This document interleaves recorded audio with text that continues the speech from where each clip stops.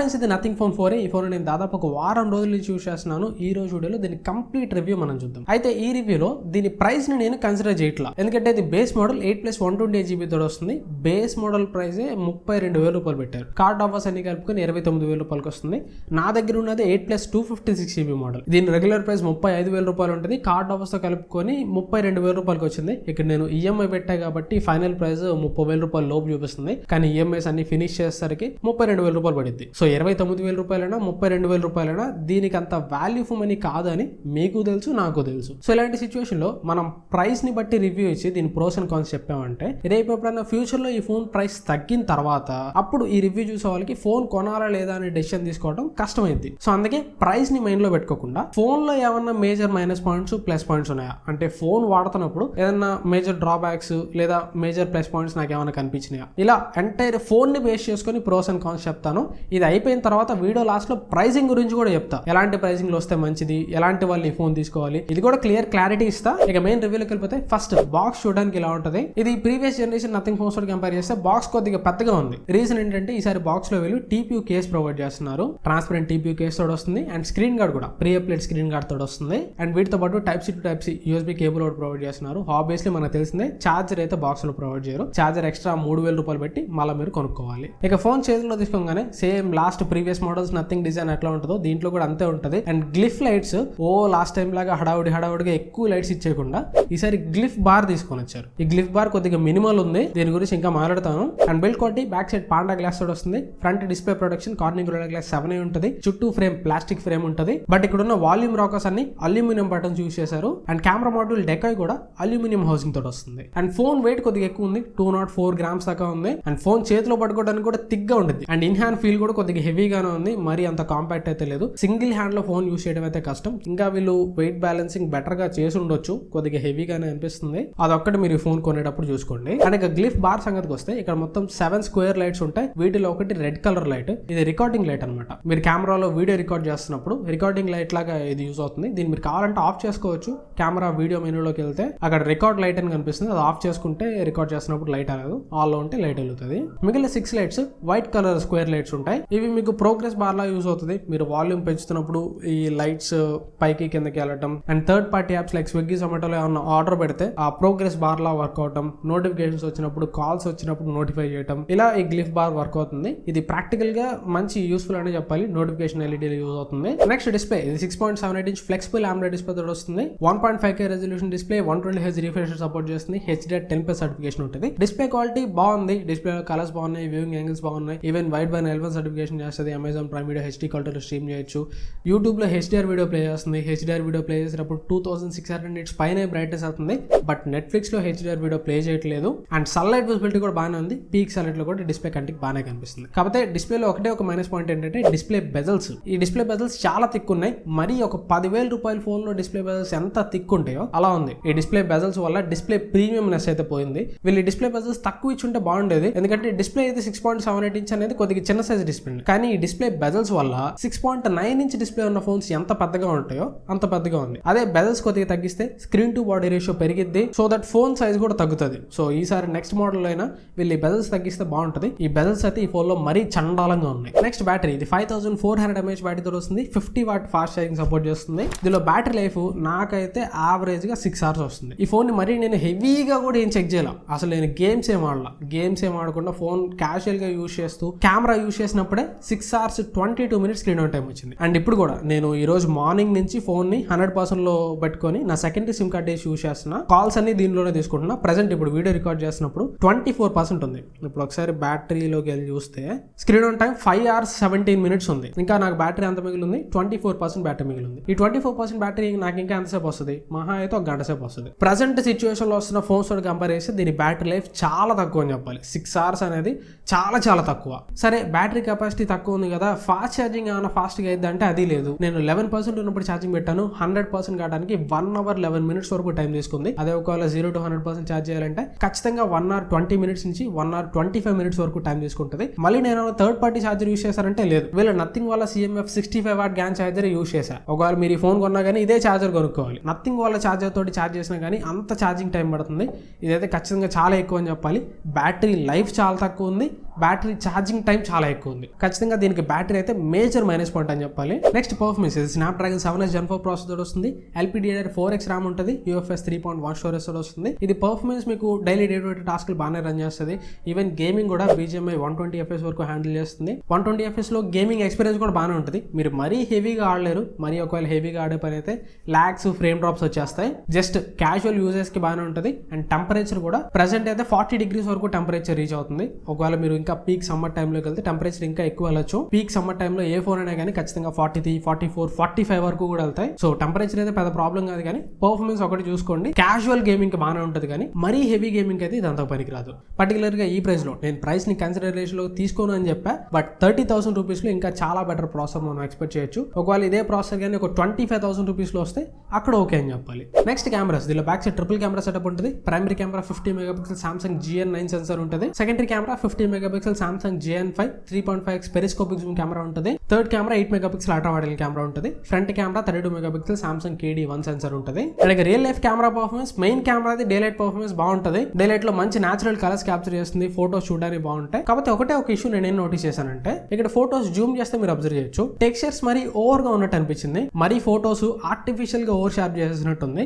అక్కడ డీటెయిల్స్ ఎక్కువ లేవు, కానీ టెక్స్చర్ మాత్రం ఓవర్ షార్ప్ చేసినట్టు కనిపిస్తుంది. ఇదంతా క్వాలిటీ టెక్స్చర్ లాగా అనిపించట్లా. సో ప్రైమరీ కెమెరా ఫోటోస్ చూడడానికి బాగానే ఉన్నా కానీ ఇంకా బెటర్ ఉండొచ్చు అనిపించింది. ఇదే సిచ్యువేషన్ లో పెరిస్కోపిక్ కెమెరా శాంపిల్ మీరు అబ్జర్వ్ చేయొచ్చు. ఈ ఫోటో చూడడానికి చాలా బాగుంది. ఇక్కడ టెక్స్చర్స్ కానీ డీటెయిల్స్ కానీ అన్ని ఆన్ పాయింట్ ఉన్నాయి.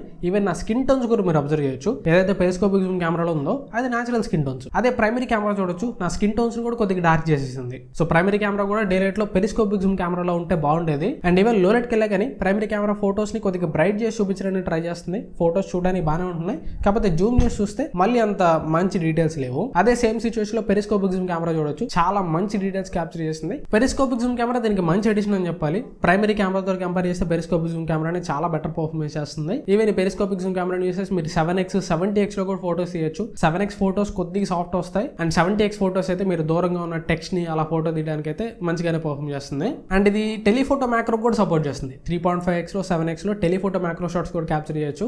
ఈ ఫోటోస్ కూడా మంచి లైటింగ్ ఉంటే మంచి షాట్స్ క్యాప్చర్ చేస్తుంది. అండ్ ఈవెన్ పోర్ట్రేట్ షాట్స్ కూడా 1x 2x 3.5x లో పోర్ట్రేట్ షాట్స్ క్యాప్చర్ చేయొచ్చు. ఈ 1x 2x శాంపిల్స్ తీసేసండి, ఇవి లైట్ తీసుకోవచ్చు. బట్ 3.5x ఫోటోస్ మాత్రం చాలా బాగున్నాయి. డే లైట్ లో కానీ లో లైట్ లో కానీ 3.5x లో తీసిన ఫోటోస్ ఎక్సలెంట్ పర్ఫార్మెన్స్ చేస్తున్నాయి. సో ఒక రకంగా చెప్పాలంటే దీనిలో ఉన్న ప్రైమరీ కెమెరా కంటే పెరిస్కోపిక్ జూమ్ కెమెరా మంచి పర్ఫార్మెన్స్ చేస్తుంది. అండ్ అల్ట్రా వైడ్ కెమెరా గురించి మీకు తెలిసిందే, డే లైట్ లో ఓకే పర్ఫార్మెన్స్ చేస్తుంది, లో లైట్ లో యావరేజ్ పర్ఫార్మెన్స్ ఉంటుంది. ఫ్రంట్ కెమెరా డే లైట్ లో మంచి పర్ఫార్మెన్స్ చేస్తుంది. ఇక్కడ టెక్స్చర్స్ కానీ కలర్స్ కానీ ఫ్రంట్ కెమెరా చాలా బాగా తీసుకుంది. బట్ లో లైట్ కి వచ్చేసరికి ఫ్రంట్ కెమెరా కొద్దిగా పూర్ పర్ఫార్మెన్స్ చేస్తుంది. ఇంకా ఫ్రంట్ కెమెరాలో లో లైట్ లో ఇంకా బెటర్ డీటెయిల్స్ ఉండొచ్చు అనిపించింది. అండ్ ఇక వీడియోస్ లోకి వెళ్ళిపోతే ప్రైమరీ కెమెరాని పెరిస్కోపిక్ జూమ్ కెమెరాని యూస్ చేసి 4K 30 FPS లో వీడియో రికార్డ్ చేయొచ్చు. బట్ ఫ్రంట్ కెమెరాకి మాత్రం ఓన్లీ 1080p 60 FPS సపోర్ట్ మాత్రమే ఇచ్చారు. అండ్ 1080p 30 FPS లో అన్ని కెమెరాస్ యూస్ చేసి HDR వీడియో రికార్డ్ చేయొచ్చు.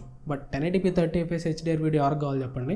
4K లో HDR ఆప్షన్ ఇచ్చుంటే బాగుండేది. ఇక video quality, primary camera video quality day light లో బాగుంటుంది. ఒకసారి మీరు ఒక శాంపిల్ చూడండి. ఫ్రెండ్స్, ఇది nothing phone 4A back camera record చేస్తున్నాను. 4K 30 FPS లో రికార్డ్ చేస్తున్నాను.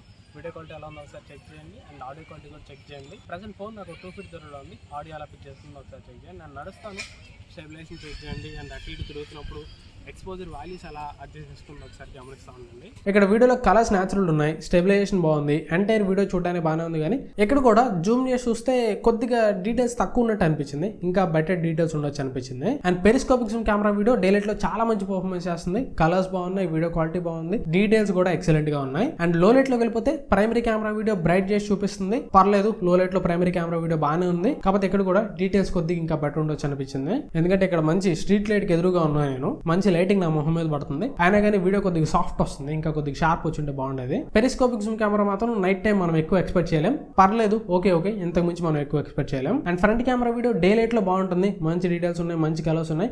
బట్ లో లైట్ లో ఫ్రంట్ కెమెరా పూర్ పర్ఫార్మెన్స్ చేస్తుంది. పర్టికులర్ గా అక్కడ నాయిస్ మీరు అబ్జర్వ్ చేయొచ్చు, మంచి స్ట్రీట్ లైట్ కి ఎదురుగా ఉన్న అయినా కానీ ఫ్రంట్ కెమెరా చాలా నాయిస్ తీసుకుంది. లో లైట్ లో ఇంకా ఫ్రంట్ కెమెరా వీడియోలో నాయిస్ కొద్దిగా తక్కువ ఉండొచ్చు. అండ్ అల్ట్రా వైడ్ కెమెరా సంగతి మీకు తెలిసిందే, డే లైట్ లో ఓకే పర్లేదు వీడియో. లో లైట్ లో అసలు వీడియో క్వాలిటీ గురించి చెప్పాల్సిన అవసరం లేదు. Basically 8 megapixel ultra wide camera ఉన్నా ఒకటే, లేకపోయినా ఒకటే. ఈ నథింగ్ వాళ్ళు ఎప్పుడు చెప్తారు, మేము ఊరికే పేరుకి 3-4 కెమెరాస్ ఇచ్చేము, మేము ఇచ్చిన కెమెరాస్ అన్ని ఖచ్చితంగా అన్ని పనికొచ్చే కెమెరాస్ ఇస్తామని వీళ్ళు చెప్తారు. బట్ దీంట్లో మాత్రం 8 మెగాపిక్సెల్ కెమెరా ఉన్నా ఒకటే, లేకపోయినా ఒకటే. మరి ఈ నథింగ్ వాళ్ళకే తెలియాలి పనికిరాని కెమెరా ఎందుకు ఇచ్చారో. నెక్స్ట్ ఇక సాఫ్ట్వేర్ రివ్యూలోకి వెళ్ళిపోతే అవుట్ ఆఫ్ ద బాక్స్ ఇది Android 16 తోటి వస్తుంది, నథింగ్ OS 4.1 తోటి వస్తుంది. అప్డేట్స్ వీళ్ళు 3+6 years ప్రొవైడ్ చేస్తున్నారు. 3 years Android updates, 6 years security updates provide చేస్తారు. అప్డేట్స్ వీళ్ళకి ఒక ప్లస్ పాయింట్ అని చెప్పాలి. అప్డేట్స్ వీళ్ళు బాగా ఇస్తారు. ఎగ్జాంపుల్ చెప్పాలంటే ఈ ఫోన్ నేను ఫస్ట్ సేల్ లో మార్చి 12వ తారీఖు ఫస్ట్ సేల్ లో కొన్నా, మార్చి 13వ తారీఖు నాకు డెలివరీ అయింది. ఫోన్ బాక్స్ ఓపెన్ చేయగానే ఫోన్ లో అప్డేట్ ఉంది. ఏం అప్డేట్ ఇచ్చారంటే కెమెరాలో కొన్ని బగ్ ఫిక్సెస్ చేశారు, ఇంప్రూవ్మెంట్ ఎన్హాన్స్ చేశారు, and security patch latest March security patch కి అప్గ్రేడ్ చేశారు. సో ఇట్లా వీళ్ళు నెల కూడా సెక్యూరిటీ ప్యాచ్ అప్డేట్స్ కూడా మంచి అప్డేట్స్ ప్రొవైడ్ చేస్తారు. అండ్ ఫోన్ లో ఏమైనా ఇష్యూస్ ఉన్నా కానీ అప్డేట్స్ వీళ్ళు ఖచ్చితంగా సాల్వ్ చేస్తారు. నాకు తెలిసి అప్డేట్స్ ద్వారా మళ్ళీ ఫోన్లో కొత్త ఇష్యూస్ పెట్టకుండా అప్డేట్ ద్వారా ఫోన్ని బెటర్ చేసే కొన్ని ఫ్యూ కంపెనీస్లో నథింగ్ కూడా ఒకటి. వీళ్ళు అప్డేట్ ఇచ్చారంటే ఖచ్చితంగా ఫోన్ ఏదో ఒకటి ఇంప్రూవ్ చేయడానికి ఇస్తారు. వీళ్ళు అప్డేట్ ఇచ్చారంటే ఏ భయం లేకుండా మనం అప్డేట్ ఇన్స్టాల్ చేసుకోవచ్చు. అదే కాంపిటీషన్లో బ్రాండ్స్ అయితే అప్డేట్ చేస్తే ఫోన్ చచ్చిపోయేదో తెలియదు, ఉండిద్దో తెలియదు. అండ్ వీళ్ళ లైనప్ కూడా వీళ్ళు తర్వాత ఫోన్ తేవాలంటే 1 సంవత్సరం తర్వాత తెస్తారు. 1 సంవత్సరం పాటు ఈ ఫోన్ వీళ్ళు అప్డేట్స్ లో ఇంప్రూవ్ చేయడానికి చూస్తూ ఉంటారు. సో వీళ్ళ సాఫ్ట్వేర్ సపోర్ట్ అయితే మాత్రం చాలా బాగుంటుంది. అండ్ వీళ్ళ యూఐ కూడా చాలా బాగుంటుంది. నథింగ్ OS మీకు ఎట్లాంటి బ్లోట్వేర్ ఉండదు, క్లీన్ ఉంటుంది, నియర్ టు షాక్ అనే ఎక్స్పీరియన్స్ ఉంటుంది. అండ్ దీనిలో ఫీచర్స్ కూడా బాగుంటాయి. ఎగ్జాంపుల్ గా చెప్పాలంటే దీనిలో కొన్ని విడ్జెట్స్ ఉంటాయి. జనరల్ గా అయితే ఇది గూగుల్ డైలర్ తోడు వస్తుంది. గూగుల్ డైలర్ లో ఒకవేళ మనం కాల్ రికార్డ్ చేస్తే అవతల వాళ్ళకి కాల్ రికార్డ్ చేస్తున్నట్టు వినిపిస్తుంది. కాకపోతే దీంట్లో రికార్డింగ్ విడ్జెట్ ఒకటి ఉంటుంది. ఈ రికార్డింగ్ విడ్జెట్ మీకు స్క్రీన్ మీద యాడ్ చేసుకుని కాల్ మాట్లాడుతున్నప్పుడు ఈ విడ్జెట్ నుంచి మీరు రికార్డ్ చేశారంటే కాల్ రికార్డ్ అవుతుంది, కానీ మీరు రికార్డ్ చేస్తున్నట్టు అవతల వాళ్ళకి వినిపించదు. ఇది చేయాలంటే మీరు విడ్జెట్స్ లోకి వెళ్ళాలి. విడ్జెట్స్ లోకి వెళ్తే రికార్డింగ్ విడ్జెట్ ఒకటి మీకు కనిపిస్తుంది. అది ఓపెన్ చేస్తే మళ్ళీ 2 ఆప్షన్స్ ఉంటాయి. ఒకటి మైక్, ఇంకోటి మైక్ అండ్ సిస్టమ్. ఈ మైక్ అండ్ సిస్టమ్ విడ్జెట్ మీరు స్క్రీన్ మీదకి యాడ్ చేసుకోండి. సో దట్ మీరు కాల్ మాట్లాడుతున్నప్పుడు మీ ఇంటర్నల్ మైక్ నుంచి వచ్చే ఆడియో మాత్రమే రికార్డ్ చేయకుండా సిస్టమ్ లో వచ్చే ఆడియో కూడా రికార్డ్ చేస్తుంది. సో మీరు కాల్ రికార్డ్ చేయాలంటే ఈ విడ్జెట్ యాడ్ చేసుకోండి, ఓన్లీ మైక్ విడ్జెట్ యాడ్ చేసుకోకండి. ఇట్లా కొద్దిగా యూఐ అయితే కొద్దిగా ఫీచరిస్టిక్ గా ఉంటుంది. యూఐ లుక్ కూడా కొద్దిగా యూనిక్ గా రిఫ్రెషింగ్ గా ఉంటుంది, బోరింగ్ యూఐస్ లాగా కాకుండా. అండ్ ఎట్లాంటి యాడ్స్ కూడా ఉండవు దీంట్లో. And sir value, head sir value 1.18 Watt/kg ఉంది. బాడీ సార్ వాల్యూ 1.09 Watt/kg ఉంది. Extra feature security purpose in display finger print sensor తోడు వస్తుంది. ఇది ఆప్టికల్ సెన్సర్ కాబట్టి ప్లేస్మెంట్ కొద్దిగా కిందకి ఇచ్చి ఉంటారు. సింగిల్ హ్యాండ్ లో మీరు ఫోన్ యూస్ చేస్తున్నప్పుడు రీచ్ కావడం కొద్దిగా కష్టంగా ఉంటుంది. ఇది ఏ ఆప్టికల్ ఫింగర్ ప్రింట్ స్కానర్ అయినా ఉండేదే. బట్ స్పీడ్ అండ్ యాక్యురసీ అయితే బాగుంటుంది, ఎట్లాంటి ప్రాబ్లం ఉండదు. And IP rating IP64 rating మాత్రం ఉంటుంది. ఇది కంప్లీట్ వాటర్ రెసిస్టెంట్ కాదు, ఓన్లీ స్ప్లాష్ ప్రూఫ్ మాత్రమే. మన కాంపిటీషన్ వచ్చే ఫోన్స్ అన్ని complete water resistant. IP68, 69 support కూడా చేస్తాయి. బట్ దీంట్లో మాత్రం ఓన్లీ IP64 మాత్రం ఉంటుంది. ఇది దీనికి ఒక మైనస్ పాయింట్ అని చెప్పాలి. అండ్ బ్లూటూత్ వర్షన్ బ్లూటూత్ 5.4 తోడు వస్తుంది, Wi-Fi 6 తోడు వస్తుంది. Sim cards only dual sim card మాత్రం సపోర్ట్ చేస్తుంది. మైక్రో SD కార్డ్ పెట్టుకోలేరు. And USB port USB 2.0 port తోడు వస్తుంది. దీని యూస్ చేసి మీరు స్ట్రీమ్ లో అట్లాంటి ఏం చేయలేరు. బట్ OTG అయితే బాగానే వర్క్ అవుతుంది. నేను చెక్ చేశాను, పెన్ డ్రైవ్స్ SSDs బాగానే డిటెక్ట్ చేస్తుంది. అండ్ ట్రాన్స్ఫర్ స్పీడ్స్ కూడా పర్లేదు, బాగానే ఉంది. ఒక 10 GB ఫైల్ ట్రాన్స్ఫర్ చేయడానికి రఫ్లీ ఒక 10 minutes వరకు టైం తీసుకుంది. పర్లేదు, నేను చెక్ చేసిన అదర్ ఫోన్స్ తో కంపేర్ చేస్తే దీనిలో ట్రాన్స్ఫర్ స్పీడ్స్ కొద్దిగా బెటర్ గానే ఉన్నాయి. సో ఇది ఓవరాల్ గా డిపార్ట్మెంట్ వైజ్ దీని ఓవర్వ్యూ అయితే. ఇంకా ప్రోస్ అండ్ కాన్స్ ఉన్నాయి. First build quality. వెనకాల పాండా గ్లాస్ కాకుండా ఇంకా కొద్దిగా బెటర్ గ్లాస్ మనం ఎక్స్పెక్ట్ చేయొచ్చు. ఈవెన్ నేను ప్లాస్టిక్ ఫ్రేమ్ ని మైనస్ పాయింట్ లా చెప్పట్లా, ఎందుకంటే ఈ ఫోన్ వెయిట్ ఇప్పటికే కొద్దిగా ఎక్కువ ఉంది. అల్యూమినియం ఫ్రేమ్ గానీ మెటల్ ఫ్రేమ్ గానీ ఇస్తే ఇంకా వెయిట్ ఎక్కువ అవుతుంది. సో అందుకే ప్లాస్టిక్ ఫ్రేమ్ ఓకే, బట్ వెనకాల గ్లాస్ మాత్రం ఇంకా బెటర్ ఉండొచ్చు. నెక్స్ట్ డిస్ప్లే బెజల్స్ మరీ థిక్ ఉన్నాయి. నెక్స్ట్ బ్యాటరీ ఫాస్ట్ ఛార్జింగ్, ఇవి 2 మేజర్ మైనస్ పాయింట్స్ అని చెప్పాలి. అండ్ నెక్స్ట్ IP రేటింగ్ లేకపోవడం, కంప్లీట్ వాటర్ రెసిస్టెన్స్ లేకపోవడం, ఇది కూడా ఒక మైనస్ పాయింట్ అని చెప్పాలి. ప్లస్ పాయింట్స్ ఏమున్నాయి? డిస్ప్లే క్వాలిటీ పర్లేదు, బాగానే ఉంది. కెమెరా క్వాలిటీ, ప్రైమరీ కెమెరాది ఫ్రంట్ కెమెరాది ఇంకా కొద్దిగా బెటర్ ఉండొచ్చు.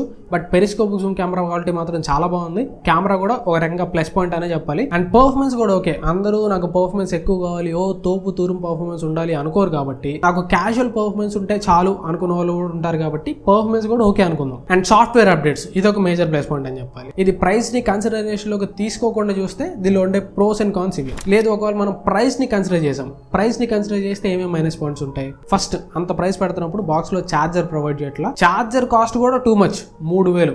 ఏ 1500 1000 రూపాయలు అంటే అనుకోవచ్చు. నెక్స్ట్ ఆ ప్రైస్ లో అన్ని మైనస్ పాయింట్లే. 30,000 రూపాయల ఫోన్ లో ఉండదగ్గ స్పెక్సే కావి ఇవి. ఆ ప్రైస్ లో ఇంకా బెటర్ కెమెరా ఉండొచ్చు, బెటర్ పర్ఫార్మెన్స్ ఉండొచ్చు. బ్యాటరీ అయితే చెప్పాల్సిన అవసరం చెప్పాక, బ్యాటరీ అయితే దీంట్లో రాక్ బాటమ్ అని చెప్పాలి. నెక్స్ట్ IP రేటింగ్ లేకపోవడం, వాట్ నాట్, అన్ని మైనస్ పాయింట్లే ఉంటాయి. ప్రైస్ ని మనం కన్సిడర్ చేసినా కానీ చెప్పుకోదగ్గ ఒకే ఒక ఆస్పెక్ట్ ఏంటంటే అప్డేట్స్, సాఫ్ట్వేర్ సపోర్ట్. ఇది ఒక్కటే మనం ప్లస్ పాయింట్ లా చెప్పుకోవచ్చు. 32,000 రూపాయలు కొనదగ్గ ఫోన్ కాదు ఇది. బట్ స్టిల్ అప్డేట్స్ పరంగా రిలయబుల్ ఫోన్ కావాలి అనుకుంటారు కదా, అలాంటి వాళ్ళు మీలో ఎవరన్నా ఉంటే 32,000 రూపాయలు కూడా ఈ ఫోన్ తీసుకోవచ్చు. నేను నిజంగా చెప్తాను ఈ మాట. యాక్చువల్లీ నేను చెప్తాను అనుకోవాలా, ఎందుకంటే సిచ్యువేషన్ అలా ఉంది. ఇప్పుడు మనం మోటో ఫోన్స్ కానీ ఏదైనా చూస్తే అప్డేట్ చేయాలంటే భయం వేస్తుంది. ఈ పోకో ఫోన్స్, ఐకో ఫోన్స్ అయితే అప్డేట్ చేస్తే బగ్స్ వస్తాయి. సో లాంగ్ టర్మ్ లో ఎక్కువ కాలం ఏ ఫోన్ మనం యూస్ చేయలేకపోతున్నాం. బట్ దీంట్లో మాత్రం ఆ అప్డేట్ సపోర్ట్ ఉంది కాబట్టి లాంగ్ టర్మ్ లో కనీసం ఒక 3 ఏళ్ళు అయినా కానీ ఫోన్ ని బాగా యూస్ చేయొచ్చు. ఆ కాన్ఫిడెన్స్ నాకు ఈ ఫోన్ మీద వచ్చింది. అందుకే అప్డేట్స్, లాంగ్ టర్మ్ రిలయబిలిటీ కావాలనుకున్న వాళ్ళు 32,000 రూపాయలకు ఈ ఫోన్ తీసుకోవచ్చు. బట్ నన్నడైతే 32,000 రూపాయలకైనా కార్డ్ ఆఫర్స్ కలుపుకొని 29,000 రూపాయలకైనా ప్రజెంట్ ఈ ఫోన్ కొనొద్దు.